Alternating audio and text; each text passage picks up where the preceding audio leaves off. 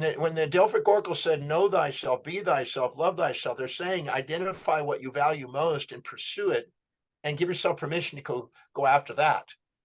But anytime you're doing something lower on your values, your sensory awareness filters it out. You don't see opportunity. You don't make decisions quick, and you don't take actions without an external motivator. So you can't possibly compete with somebody who's congruent, who's living by highest values, as somebody who's not.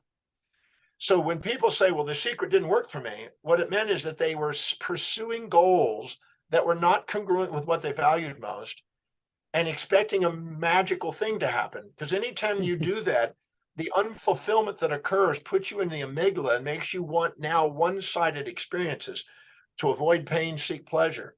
And real objectives have pleasure and pain in it. And you're not going to have a relationship without pleasure and pain. You're not going to have a goal without pleasures and pains, eases and difficulties. So you're most capable of embracing the synchronicities of these pairs of opposites of support and challenge, peace and war, positive, negative, etc., when you pursue what's really highest on your value. So the first principle of the law of attraction is that you maximize the opportunities, the decisions, and the actions, the synchronicities.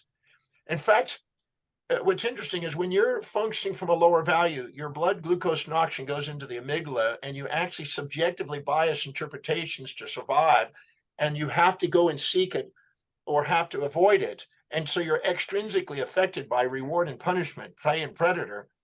But if you're setting goals that are aligned with the highest values, the blood glucose and oxygen goes into the executive center, where you actually embrace, hermetically, you embrace the pleasures and pains equally, and you pursue a true objective, which is balanced and neutral and non-impartial. And it is there where you actually achieve the greatest achievement.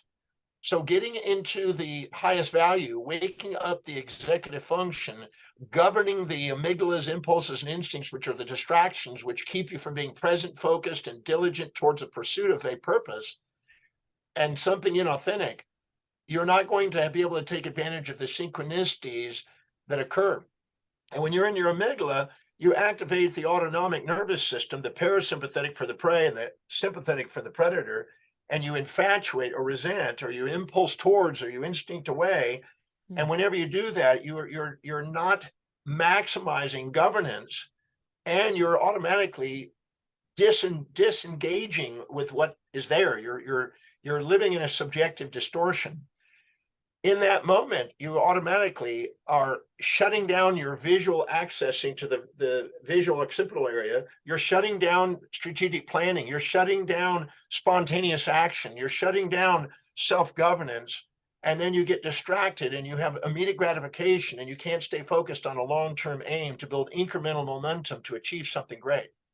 So the first thing is purely a grounded brain function of pursuing goals that are truly meaningful, that are truly high in priority and high value. That's the first principle of it. When that occurs, the autonomics come into synchronicity, the heart rate variability maximizes, you get a gamma wave in the brain because the alpha waves from the parasympathetic, the delta waves from the parasympathetic and the beta waves from the sympathetic are joined together in an 8 cycle per second alpha theta state, which causes gamma synchronicity in the brain. And the brain now fires off integrated gestalt, which is maximum brain function, maximum awareness, maximum mindfulness. And this is called synchronicity in the brain. And you have synchronicity in function. So the synthesis and integration of the conscious and unconscious awareness at that moment is where we have maximum law of attraction. And now we're attracted to our innermost dominant thought. And we see the opportunities that are abounding around us that we can't normally see, to take advantage of it. And we think that because we're pursuing it, it's coming to us. But in reality, it's just there the whole time. We're waiting for us to be fully aware. To watch the full video, click on the link below. And don't forget to subscribe.